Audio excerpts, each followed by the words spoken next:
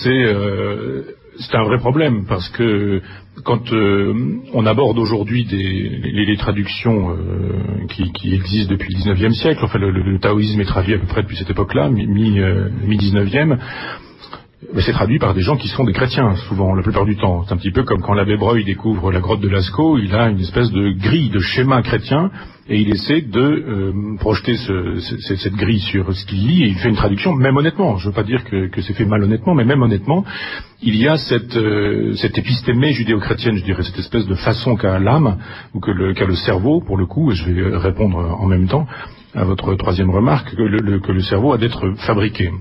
Je crois que c'est très difficile de traduire une langue indo-européenne quand on est déjà soi-même indo-européen.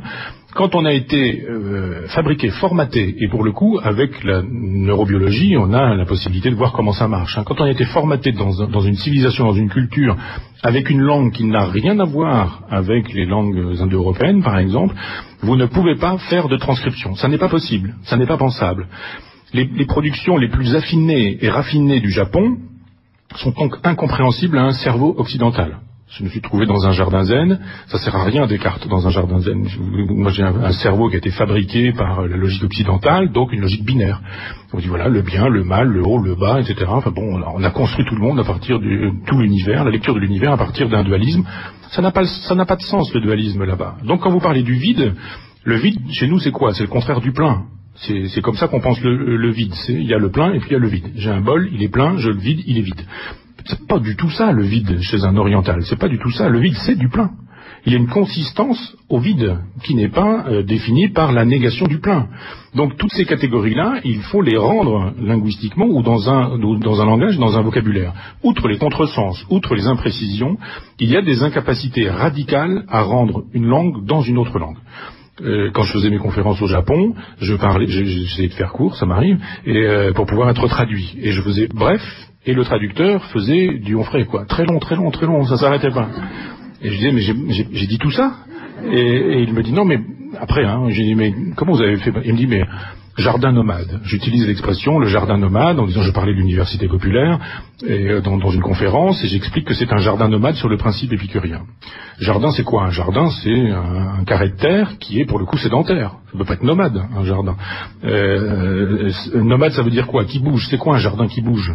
Alors si vous êtes alors il était en train de m'expliquer qu'il expliquait ce que c'était un jardin, ce que c'était nomade par rapport à sédentaire, qu'il y avait le jardin d'Épicure et qu'en même temps c'était une figure considérée, qu'il était obligé de rendre tout ça. Nous on dit jardin nomade et ça suffit. Si vous savez un peu ce qu'est le jardin d'Épicure, si vous savez comment Deleuze utilise le concept de nomadisme, jardin nomade, ça produit une espèce de collision et ça génère du sens. Dans une langue comme le japonais, semble-t-il, ça ne peut pas générer ce sens, cette collision-là, parce qu'il faut une longue explication pour tâcher d'expliquer, d'approcher, quoi, de rendre approchant.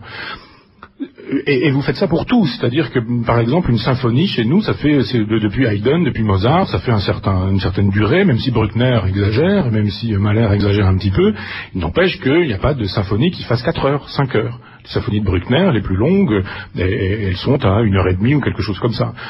Vous avez des spectacles au Japon qui durent 5 heures, 6 heures. Vous avez des cérémonies du thé qui durent 3 heures, 4 heures. C'est pas le même rapport au temps. C'est pas le même rapport au cosmos, c'est pas le même rapport à la durée. Quand vous dites le temps, le passé, le présent, etc., vous avez l'impression que tout le monde conçoit la même chose que vous. Pas du tout. On est sur une logique linéaire et chrétienne. Le temps, c'est clair, on vient du passé, on est dans le présent, et on va vers le futur. Ça paraît une vérité de la palisse. C'est une vérité de la palisse chez nous, seulement. Mais dans une conception du monde cyclique, du temps cyclique, ça ne veut rien dire. Quand vous êtes dans une logique indienne, chinoise, japonaise, où on considère que le temps est cyclique et qu'il fait une spirale, c'est-à-dire on répète les choses, ça ne veut rien dire le passé. Le passé c'est du présent, le futur c'est du présent, il n'y a que du présent. Comment voulez-vous traduire des concepts comme temps, comme liberté, comme présent, comme passé, comme je sais pas quoi, enfin tous les concepts qui sont les nôtres, dans une langue qui n'a pas les équivalents? Et à l'inverse, comment pouvez-vous traduire des concepts qui n'ont pas leur équivalent dans notre langue? Donc on est dans l'approximation, on est dans une espèce de portrait robot de l'idée, et je crois que, quoi qu'il arrive, on est condamné à ne pas saisir l'essence d'une philosophie orientale. C'est comme ça. C'est-à-dire que quand vous avez des moines bouddhistes, les moines zen, quand vous rentrez dans un monastère zen, les catégories ne peuvent pas être acclimatées. C'est pas possible.